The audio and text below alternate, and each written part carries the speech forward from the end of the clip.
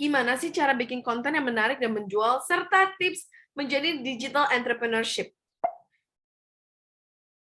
Nah, mungkin sebelumnya aku kenalan dulu buat teman-teman yang belum kenal sama aku. Halo semua, kenalin, nama aku Marcel Eteng.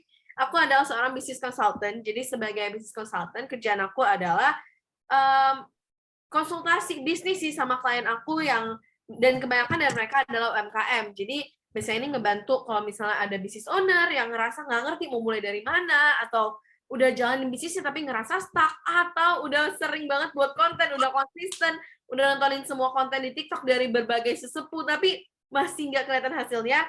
Biasanya itu dari consultation, kita bakal ngebahas strategi apa sih yang sebenarnya paling tepat untuk bisnisnya. Karena kita tahu bisnis itu bukan one size fits all. Maksudnya kalau misalnya kita beli baju yang katanya free size, one size fits all, itu juga sebenarnya nggak cocok untuk semua orang. Pasti ada yang kebesaran, ada yang kekecilan. Sama kayak bisnis, sama kayak marketing, nggak ada yang namanya one size fits all. Jadi, ya, aku adalah seorang business consultant and mentor. Dan juga aku adalah founder dari Krea. Jadi, Krea adalah consultant itu business consultant. Gila, ini ngomongnya kayak kelilit terus. Business consultant company, di mana kita ngebantu klien yang masuk untuk manage social media-nya. Jadi dari social media, marketing, bisnis, itu kita bantu di Krea. Nah, selain itu aku juga adalah seorang content creator. Mungkin teman-teman pernah lihat gak nih yang lewat di FYP? Semoga pernah. Kalau nggak pernah, coba di-follow dulu @marcela_eteng, karena aku sering banget sharing tentang bisnis, karena emang aku cinta banget sama yang namanya bisnis. Dan juga aku adalah ex-CEO dari Rocketbee. Rocketbee ini dulu adalah sebuah company di mana kita punya in-house brand yang lebih dari 40 brand, dan di situ aku handle semuanya, dari operasional, dari ads, marketing, kreatif, basically semuanya. Makanya aku punya ilmu yang cukup untuk aku sharing ke teman-teman hari ini. Dan aku udah handle lebih dari 80 brands. Nah, sedikit tentang aku. Aku juga adalah lulusan dari Torrens University Australia. Aku graduate dengan Bachelor of Business, double degree di Marketing dan Event Management. Jadi aku emang udah cinta, udah suka banget sama yang namanya marketing. Kayak kalau misalnya ngomongin marketing, itu udah gak bakal bisa berhenti gitu. Jadi emang suka banget. Tapi gimana sih aku bisa reach sampai di poin ini? Mungkin aku sharing sedikit dulu ya.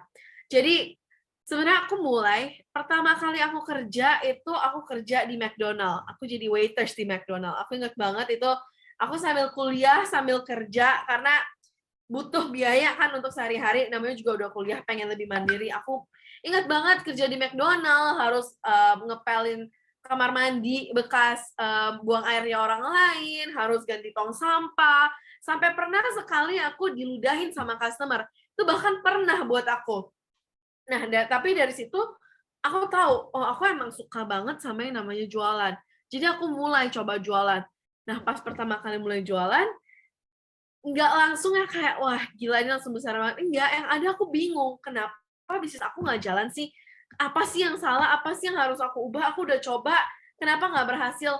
Ini kalau nggak salah dimulai pas aku baru tamat SMA. Dan aku benar-benar pengen mendalami dunia online bisnis gitu. Nah, di situ aku tuh berusaha sampai akhirnya aku ada seorang bisnis mentor. Aku hire seorang bisnis mentor yang bantu aku untuk buat strategi di konten aku, di bisnis aku. Dan itu benar-benar merubah aku banget. Dan menurut aku knowledge itu sesuatu yang mahal, dan kalau bisa dibagiin, aku sangat bersyukur banget. Nah, makanya hari ini aku pengen sharing juga nih ke teman-teman. Aku juga sharing ke teman-teman gimana sih caranya biar bisa punya bisnis yang bagus, sustainable, dan bisa grow. Tapi yang poin aku mau buat di sini adalah, aku ada di sini hari ini itu bukan kayak tiba-tiba aku kayak tiba-tiba pintar. Enggak, ada yang namanya jatuh bangun. Ada momen dimana aku bingung harus gimana. Ada momen dimana aku nggak tahu aku harus buat apa. Ada momen dimana aku nggak tahu harus tanya ke siapa, dan aku menangis malam hari dan nggak ada yang tahu. Aku mulai dari kerja di McDonald, sampai akhirnya sekarang aku bisa jadi entrepreneur dan content creator, dan aku bisa buat apapun yang aku mau. Dan itu bukan journey yang tiba-tiba ada sampai ada gitu. Tapi kalau misalnya aku bisa, aku yakin teman-teman di sini juga pasti bisa. Jadi langsung aja kita masuk. Nah, apakah kamu salah satunya? Kamu ingin menambah pemasukan, tapi nggak tahu dari mana. Kamu tahu banyak banget yang pengen kamu beli, atau banyak yang mau kamu bayar, atau kamu punya dreams, kamu punya goals. Wah, kamu mau menambah pemasukan, tapi kamu bingung harus dari mana gitu. Atau mungkin kamu udah punya bisnis online, tapi penjualannya masih belum cukup, penjualannya gitu-gitu aja. Bingung, kenapa toko sebelah, jual produknya hampir sama, atau menurut kamu even worse than you, tidak sebagus produk kamu, tapi kenapa dia bisa lebih grow?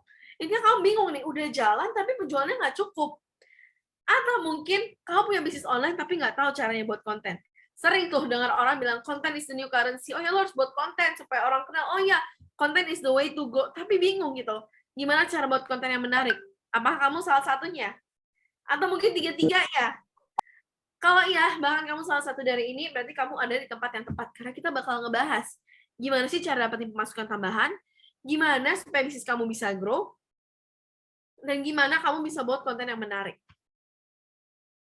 Ingat untuk keluarin pen dan kertas dan dicatat, karena banyak banget informasi yang aku sharing hari ini. Nah, jadi miskonsepsi yang sering banget aku dengar adalah orang-orang bilang kayak, aduh bisnis itu susah banget, apalagi yang digital ya, itu persaingannya udah banyak banget deh, udah nggak bisa. Kalau mulai kayak beberapa tahun yang lalu bisa, kalau mau mulai sekarang nggak bisa. Salah banget, jangan dipercaya ya. Yang kedua, miskonsepsinya adalah digital entrepreneur selalu memanfaatkan sosmed. Kayak, oh kalau misalnya lo mau jadi digital entrepreneur, berarti lo harus ada sosmed, lo harus kelihatan muka lo harus pakai semua sosial media yang ada, walaupun lo draining, walaupun lo nggak punya waktu, pokoknya semua sosial media yang ada lo harus gunain. Salah juga. Atau yang ketiga, miskonsepsinya adalah digital entrepreneur itu pasti jualan online. Itu salah banget, karena mau menghasilkan secara online itu kamu nggak harus melulu tentang jualan online. Banyak banget loh caranya yang bakal aku bahas juga hari ini. Atau miskonsepsi keempat adalah orang-orang bilang, oh lo harus ngerti segala sesuatu tentang digital marketing baru bisa sukses. Enggak, kamu nggak harus tahu semuanya untuk bisa jadi sukses. Aku pribadi juga, aku belajar itu along the way, one step at a time. Aku belajar satu persatu, aku belajar, aku cobain, nggak berhasil, aku belajar dari situ, aku improve lagi di next-nya, baru aku belajar. Aku pas pertama kali aku masuk, aku kecemplung di dunia digital marketing, aku bukan tiba-tiba udah ngerti, oh konten itu apa, 3 second hook itu apa, funnel itu apa. Atau mungkin teman-teman yang dengar sekarang juga masih bingung itu apaan. Ya, it's totally fine, karena normal kok, karena boleh kok kamu belajar satu-satu. Jadi kalau misalnya teman-teman punya mindset ini, yang 4-4 yang aku sebutin di sini, please ilangin itu dari mindsetnya teman-teman dulu. Karena segala sesuatunya itu dimulai dari mindset. Dan ini itu salah. Dan aku bakal buktiin di sharing session hari ini.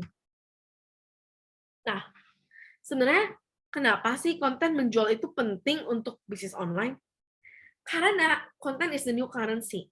Kalau misalnya kita di Indonesia, kita mau beli barang nih, misalnya mau beli selada, kita butuh apa? Kita butuh rupiah. Kita bisa bayar pakai dolar nggak? Nggak, Shopee nggak bakal terima pakai dolar, lo harus bayar pakai rupiah. Atau marketplace apa, atau kamu belanja online, orang nggak bakal terima currency lain, orang maunya itu rupiah. Karena Indonesia itu rupiah. Kamu jalan-jalan ke Thailand, kamu nggak bisa pakai rupiah, di situ pakainya baht. Lihat kan, di setiap punya currency-nya masing-masing. Dan kalau misalnya teman-teman mau berbisnis online, currency-nya itu adalah konten. Konten itu yang bakal buat kamu grow, konten itu yang bakal buat kamu dikenal, konten itu yang bakal buat kamu bisa scale bisnis kamu. Pokoknya konten itu adalah currency-nya. Nah, kenapa konten itu penting? Yang pertama, konten itu bisa meningkatkan brand awareness. Orang yang nggak tahu tentang brand kamu, dia lihat konten kamu, dia suka, dia jadi tahu tentang brand kamu. Mungkin orang pas pertama kali lihat brand kamu, mereka nggak langsung beli.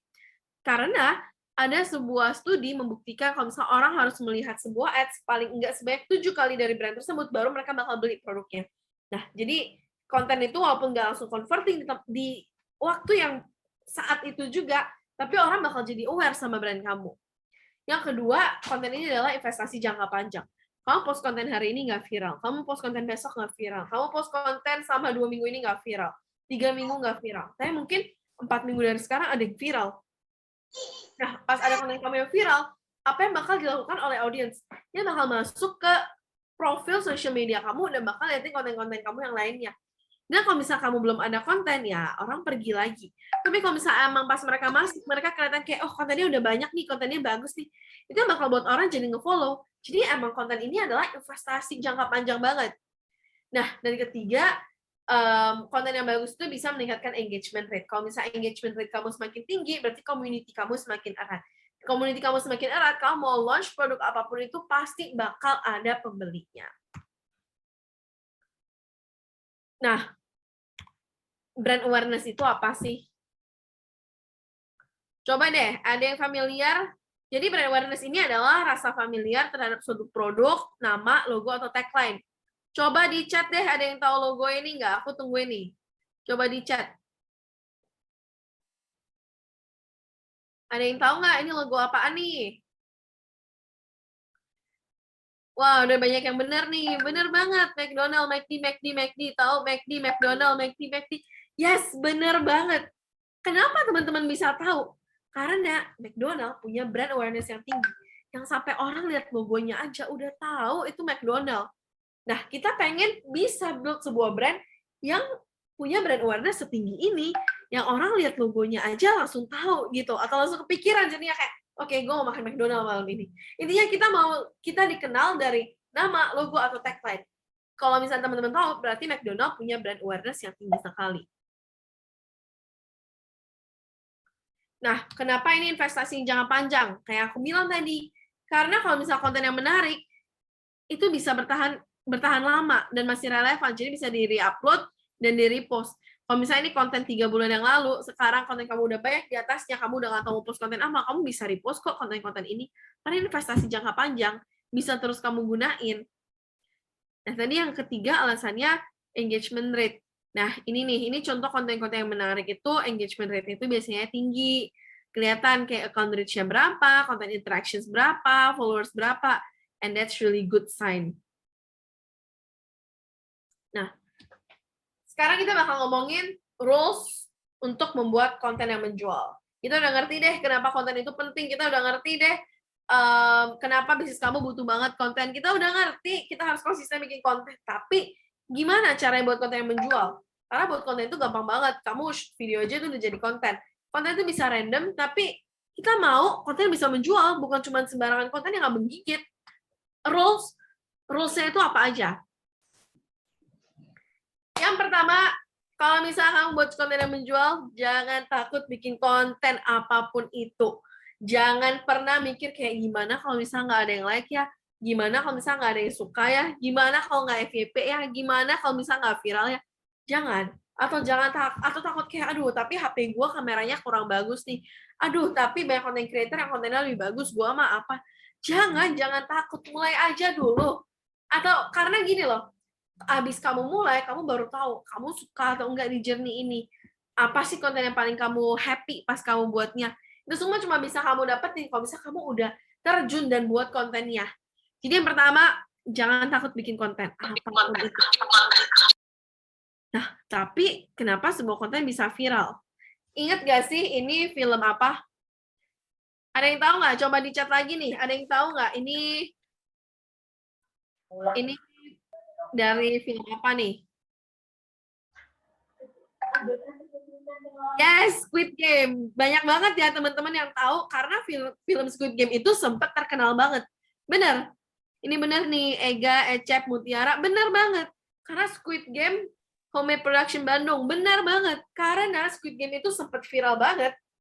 Kita harus bisa gunain momen tersebut untuk membuat konten yang sama. Salah satu contoh konten yang bisa viral adalah kalau misalnya kamu tahu nih trennya apa, dan kamu buat konten sesuai sama tren tersebut. Kayak misalnya ini kemarin lagi viral, kamu buat kayak The Office di kantor sama mental health. Ini lucu banget dan ini sempat viral bahkan kontennya. Kenapa? Karena di social media ada AI yang bisa lihat, dia bakal screening semua orang punya konten dan dia lihat, oh ini konten, gambarnya, atau kata-katanya, atau videonya, atau previewnya mirip nih sama yang lagi viral, dia bakal kasih kamu algoritma yang bagus. Itu salah satu tipsnya untuk bisa buat konten yang viral. Nah, tapi ada beberapa kriteria sih bisa dilihat. Konten yang viral itu biasanya menghibur penonton. Konten-konten seperti komedi, impersonasi, menghibur mata, video estetik, misalnya unboxing yang estetik banget, atau lagi jalan-jalan ke Bandung, diliatin kafenya gimana, pokoknya estetik. Atau yang sedang viral, atau relatable memes. Konten-konten yang menghibur yang bisa buat orang ketawa, bisa buat orang happy, bisa buat orang pengen nge-share, bisa bikin orang kayak yang harinya jelek jadi bagus. Konten-konten seperti itu biasanya lebih gampang viral. Ini contohnya konten seperti ini nih. Ada yang tahu nggak ya? Kelihatan nggak? Konten ini tuh viral. Kenapa? Karena tuh bisa menghibur penonton. Semua orang di video itu kelihatan happy, ketawa, dan endingnya di lagu itu kayak di hatiku cuma ada Pak Jokowi gitu, kayak orang-orang benar-benar bisa, apalagi pas 17-an, orang-orang bisa ngerasain banget kayak fulfilled banget di hatinya. Konten yang menghibur seperti ini adalah konten yang bagus. Kita ucapkan 2 kata bahasa Indonesia ini. Atau yang kedua, bisa menguntungkan penonton. Kamu bisa memberikan value kepada penonton, konten-konten seperti edukasi, review, unboxing, tips and tricks, langkah-langkah penting. Pokoknya konten yang abis orang lihat, mereka ngerasa mereka dapetin value, dapetin sesuatu dari konten itu. Contohnya ini dari Jerome Pauline nih. Nah, itu contoh kontennya. Kontennya itu konten-konten edukasi. Jadi orang jadi tahu, mendapatkan informasi baru. Orang-orang mendapatkan value dari nonton konten ini. Nah, itu adalah contoh konten yang bagus. Kebab daging udah biasa. Atau ketiga, buat konten yang aneh. Konten-konten ini kayak pertama kali makan apa, atau beli barang terlarang, atau video dance aneh, kayak judul hook 3 detik pertama yang bisa mengundang orang pengen komen gitu, kayak apaan sih ini? Contohnya ini nih. Nah, itu adalah contoh konten yang bagus, unik atau aneh. Nah, selanjutnya kamu harus cek nih, konten bagus untuk kamu itu gimana. Abis kamu buat konten, tadi kan ada beberapa kriteria nih. Kamu cobain nih di sosial media kamu, apapun lah platform yang kamu pilih. Kamu harus cek konten yang bagus untuk kamu itu gimana. Yang pertama itu, kalau misalnya kita ngomongin konten bagus, sebenarnya konten bagus itu apa sih? Konten bagus untuk semua orang itu berbeda banget.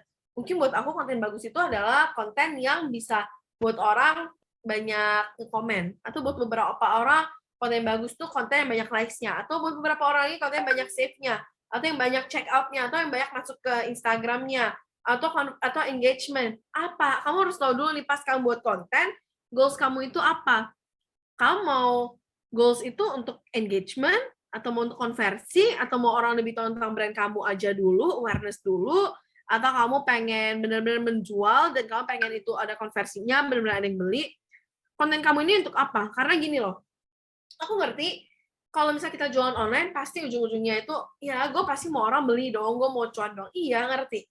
Tapi ada yang namanya funnel. Jadi untuk orang bisa mencapai stage di mana mereka beli produk dulu. Abis mereka tahu tentang brand kamu, mereka harus ngerti dulu. Kamu harus buat mereka kayak jadi tertarik nih, pengen beli. Nah, abis itu harus buat mereka kayak, oke, gue pasti pengen beli, dan baru mereka bakal keluarin duit beli. Mereka nggak bakal kayak nggak ngerti brand kamu apa, ditodongin langsung beli. Itu jarang banget terjadi, kecuali di notice kali ya. Nah, jadi orang-orang itu harus kenal dulu sama brand kamu. Abis kenalan, kayak sebenarnya jualan online itu kayak orang pacaran sih, atau orang mau nikah, orang jarang kayak kamu ketemu orang sekali, mungkin kamu nggak bisa bilang kayak oke, gue bakal nikah sama dia. Tapi kayak kamu harus deketin dulu. Kamu suka sama cewek nih, atau kamu suka sama cowok nih, kamu harus deketin dulu pelan-pelan. Kamu ajak makan dulu, perkenalan dulu, kamu ajakin dia pergi nonton. Baru nanti kamu tanya dia mau jadi pacar kamu, enggak. Jadi itu udah ada kayak oke, gue tertarik sama nih orang. Nah, habis itu baru kamu ajak nikah. Kira-kira nikah itu conversion-nya. Kelihatan kan segala sesuatunya itu ada journey-nya, sama kayak jualan online. Nah, jadi habis kamu tahu goals kamu, baru kamu bisa tahu nih gimana caranya kamu bisa cek konten apa sih yang paling cocok untuk page kamu tersendiri. Nah, habis kamu buat berbagai macam banyak konten, salah satu yang paling penting adalah yang namanya analisa.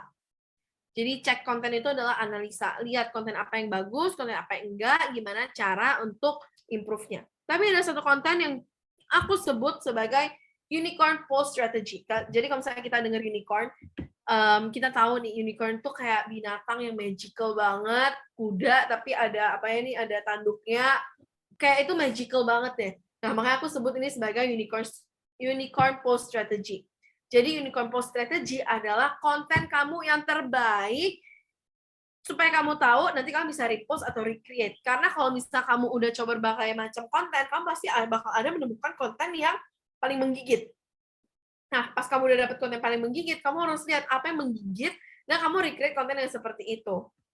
Nah, jadi cara cek unicorn post strategy itu apa sih? Kalau misalnya di Instagram, kamu masuk ke Insight, kamu lihat di konten you share, habis itu kamu bakal bisa lihat nih konten yang paling viral itu yang mana. Nah, atau misalnya dari TikTok, dari platform apapun, kamu lihatlah konten mana yang paling banyak views-nya atau paling banyak likes-nya. Nah, kamu analisa nih, misalnya di video, kamu analisa, oh ini konten yang paling bagus nih. Panjang tuh durasi kontennya itu berapa detik sih? Oh, ternyata audiens aku suka konten 15 detik, atau oh ternyata audiens aku suka konten yang isinya itu 1 menit. Oh, di situ aku tuh cuma suka 7 detik, kayak yang estetik doang, atau transition. Atau kamu lihat nih mood penyampaian konten yang disukai itu apa? Apakah kayak seru banget atau kayak benar-benar formal atau lebih kalem ngomongnya? Seperti apa? Apa yang audiens kamu suka? Karena sebenarnya konten itu banyak yang bagus, tapi kita harus cari yang paling cocok sama kamu dan paling disukai audiens kamu itu apa. Habis itu kamu cari tahu juga nih topik-topik yang paling disukai apa, jam posting yang paling oke, dan lagu apa yang orang-orang paling suka. Kalau misalnya dari foto, kita lihat size fotonya berapa, desainnya seperti apa, topik-topiknya apa, cara editing, jam posting, dan penggunaan kata-kata yang disukai. Nah, yang ketiga, harus selalu belajar dari kompetitor.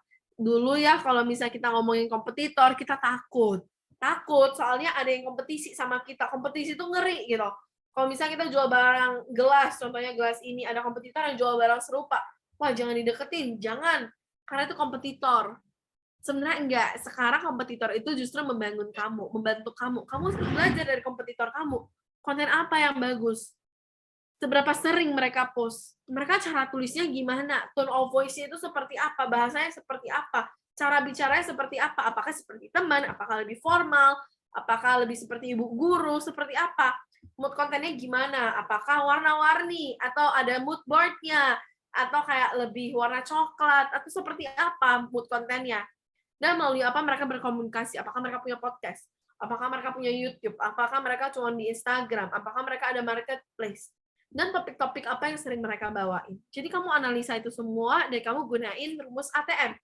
Amati, tiru, modifikasi. Kalau misalnya kompetitor kamu udah keluarin budget untuk trial and error, kamu tinggal pelajari dan kamu bisa dapat sesuatu dari situ secara gratis. Why not?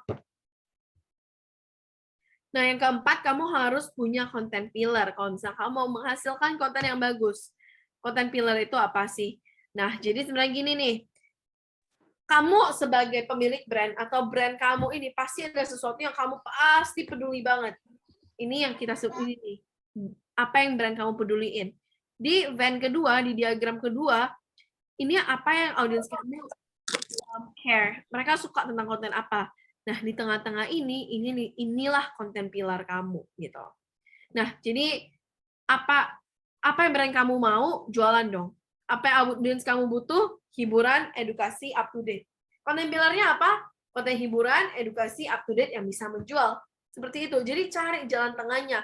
Jangan buat konten cuma sesuai sama apa yang kamu mau. Ternyata market kamu nggak mau.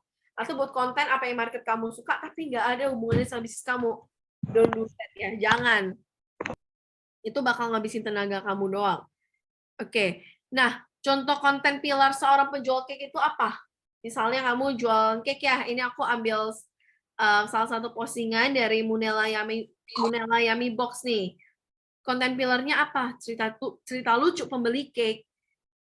Beberapa konten-konten di TikTok ada yang viral karena ada seperti ya ada beberapa creator yang buat konten jualan cake tapi viral banget karena dia menceritakan nih orang beli cake ceritanya seperti apa, dari behind the scene produknya itu dia buat produknya sambil cerita lucu orang beli cake atau cerita perjuangan sedih pembeli cake kayak mereka rela loh hujan-hujan ke sini untuk pick up cake-nya. Kayak itu benar-benar bisa kasih orang emotional value banget. Atau berita tren yang disukai audiens pembeli cake. Berita apa yang mereka suka, tren apa. Atau memes yang dari masalah yang dihadapi pembuat cake. Atau a day in my life menjual cake. Lihat gak sih? Pas kamu buat konten cake, kamu jualan cake, konten kamu bukan selalu ngomongin kayak bahan aku terbaik. Oh, makanan aku paling enak. Oh, ini rasanya paling oke. Tapi banyak banget angle-angle yang bisa kamu pakai. Seperti cerita lucu, perjuangan sedih, kayak trennya apa, memes, atau even a day in my life. Karena orang suka banget yang namanya storytelling. Nah, yang kelima, Kalau mau konten kamu bagus, perbanyak konten video. Sekarang kita udah terbiasa banget semenjak adanya TikTok, kita suka nonton konten itu video fast pace banget lagi. Jadi perbanyaklah konten-konten video kamu. Nah, untuk pemula bisnis, lebih cocok fokusnya itu ke TikTok dan Reels. Karena gampang eksplorasi konten yang cocok dengan audiens kamu, kemungkinan viralnya lebih tinggi karena algoritmanya masih bagus banget, dibantu banget sama TikTok dan Instagram, mendapatkan brand awareness yang lebih tinggi, orang lebih suka memproses informasi dengan video juga loh, lebih enak gitu. Karena nggak tahu kenapa ya, tapi di Indo untuk ngebaca itu trennya itu tidak setinggi orang-orang nonton di video. Nah, dan juga di video ada kehadiran muka seseorang menaikkan trust, dan foto itu lebih gampang dicuri kalau video itu enggak. Ini aku kasih contoh video ya, ini ngomongin tentang batik.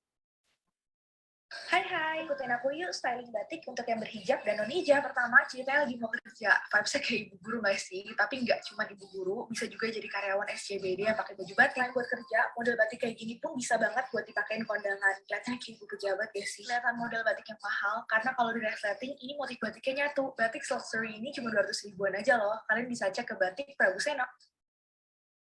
Kelihatan nggak?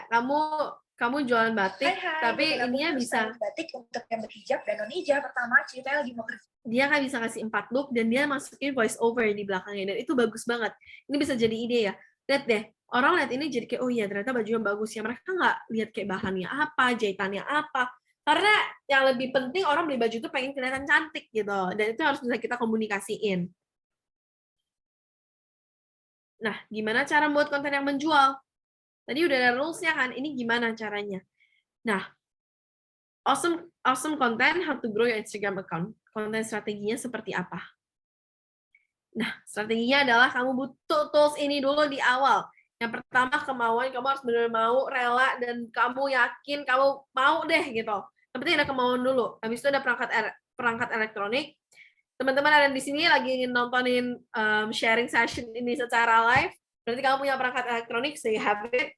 Editing tools itu banyak banget dan gratis. Jadi perangkat HP, perangkat elektronik, dan editing tools itu pasti ada buat teman-teman di sini. Satu aja yang belum, yang aku nggak tahu.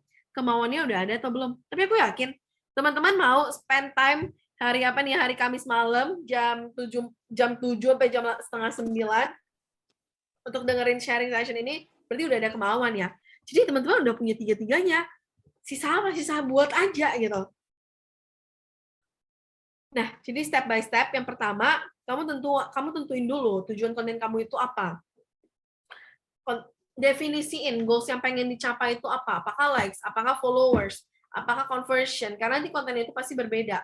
Tentuin juga target market kamu siapa. Target market kamu itu menentukan bahasa yang bakal kamu gunakan, konten kamu seperti apa, videonya dikemas seperti apa, itu pasti sesuai dengan target market kamu. Habis itu, research target market, lihat mereka biasa follow akun apa, influencer siapa, akun brand apa, dan kamu buat konten sesuai sama mereka. Yap, buat konten sesuai dengan target market kamu. Jadi ini ya step by step-nya. Nah, tahu nggak sih kenapa sekarang adalah waktu yang sangat tepat untuk memulai bisnis digital? Now is the best time. Kenapa?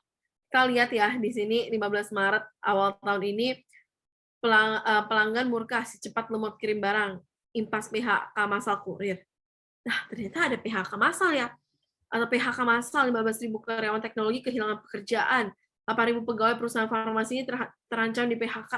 Kayak masalah PHK ini benar-benar lagi naik banget, dan emang benar cari kerja itu udah nggak segampang yang dulu gitu. Makanya sekarang kalau misalnya teman-teman bisa mulai bisnis digital, bisa jadi bos untuk diri kamu sendiri, dan mungkin ke depannya kamu bisa buka lapangan kerja untuk orang lain, itu bakal bagus banget. Apa manfaat bisnis harus berbasis digital? Yang pertama, modal yang dibutuhkan relatif lebih kecil. Kalau misalnya kita dulu mau buka usaha di mall, harus keluarin modal besar dulu, harus sewa toko, harus beli raknya, harus masukin barangnya, stok barangnya. Aduh, itu ribet banget, prosesnya panjang, dan modalnya besar banget. Sekarang mau jualan online, kamu tinggal perlu gunain social media. Social media itu masih gratis. Walaupun ada beberapa fitur yang berbayar, dan menurut aku fair-fair aja gitu, asalkan, karena itu bisa membantu sales kamu. Atau bahkan di marketplace. Kamu cuma bayar kalau produk kamu kejual loh. Jadi kalau misalnya ada yang komplain kayak gila ya marketplace sekarang ambilnya tinggi banget 7%. Tahu nggak sih teman-teman, kalau misalnya teman-teman jualannya itu nggak online, jualannya itu offline di toko, kamu harus keluarin modal untuk sewa tempatnya dulu, dan nggak tentu nggak tentu ada traffic yang datang, nggak tentu orang ada yang beli, nggak tentu bisa nutupin biaya sewa kamu. Kalau kamu jualan online, dari sewa, kamu cuma bayar kalau misalnya ada yang terjual. Bagus banget nggak sih? Nah, yang kedua, dapat menjangkau konsumen lebih luas. Kalau kamu cuma buka di mall, market kamu ya udah di mall itu aja. Kalau kamu jualan online, satu Indonesia bisa kamu ambil, konsumen kamu bisa dari mana aja, atau bahkan satu dunia itu juga bisa gitu. Yang ketiga, informasi lebih cepat diterima audiens. Kamu misalnya mau buat promo, kamu nggak perlu susah-susah harus print banner atau apa, kamu upload aja di social media kamu. Simple. Dan menghemat biaya pemasaran banget. Nah, tips menjadi digital entrepreneurship. Apa aja sih? Kayak aku bilang loh, kita mau menjadi digital entrepreneur nggak harus melulu tentang jualan barang. Kadang kita bisa jual, jadi bisa dipilih dulu nih. Kalau misalnya kamu mau jadi digital entrepreneur, kamu pengen jual apa? Kamu pengen jual barang atau jual jasa? Kalau barang, contohnya itu, kamu sangat suka pakai koleksi kaos, maka kamu bisa jual beberapa model kaos. Kalau jasa, aku yakin semua orang di sini pasti punya skill yang bisa dijadiin duit satu aja, apapun itu.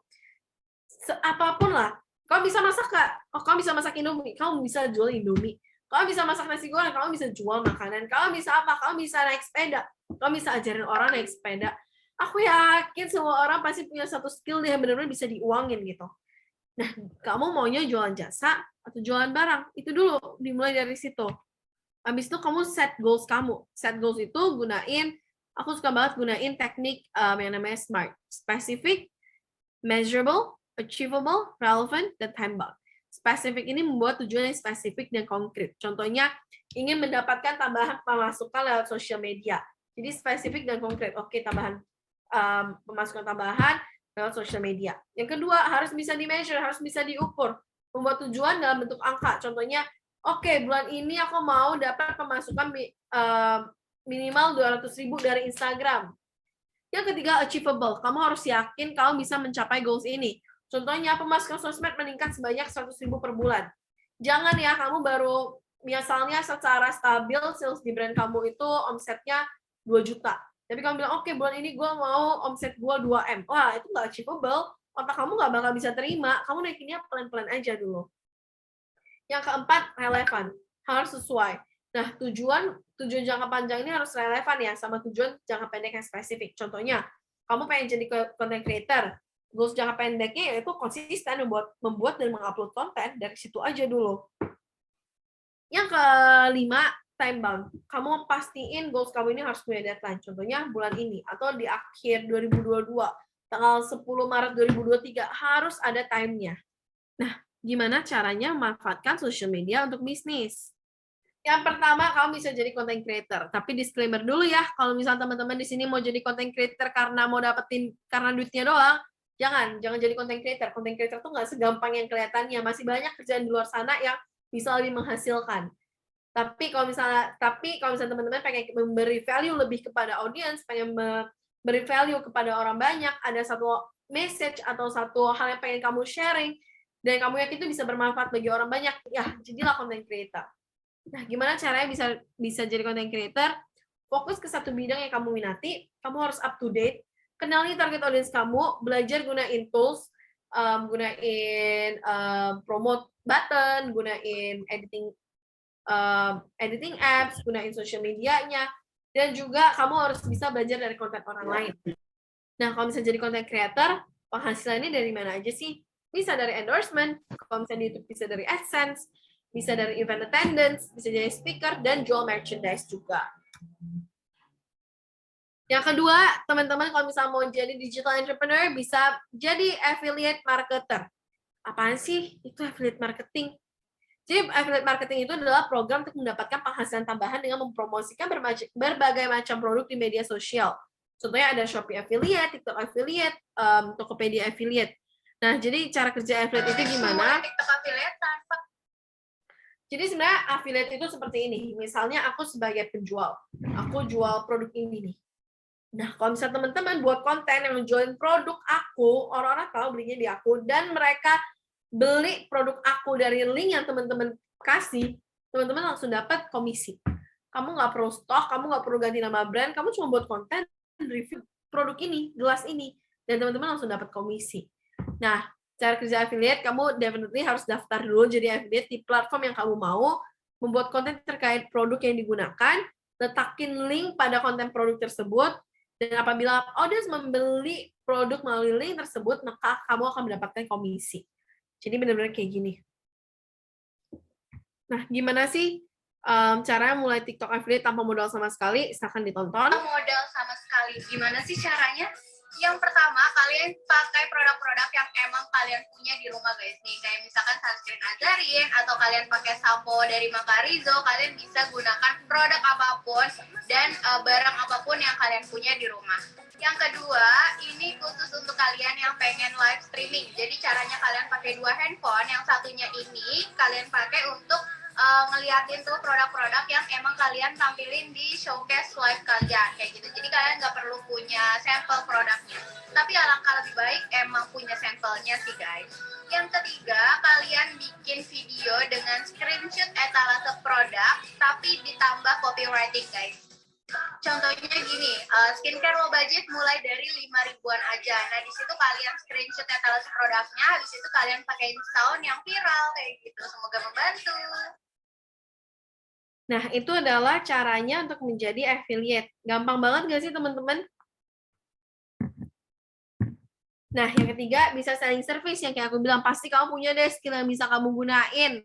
Nah, contohnya itu kamu bisa jadi desain grafis, video editor, illustrator, copywriting, tutor online, web developer. Kalau bisa naik sepeda, bisa ngajarin sepedaan, pasti ada lah sesuatu yang bisa kamu jadiin duit dari skill yang kamu punya. Yang keempat, kamu bisa selling produk, kamu jualan produk, itu definitely teman-teman udah tahu ya, jualan produk itu salah satu cara terbaik untuk menghasilkan secara online. Media digital untuk selling produk apa? Ada Instagram, ada TikTok, dan ada marketplace juga. Seperti itu.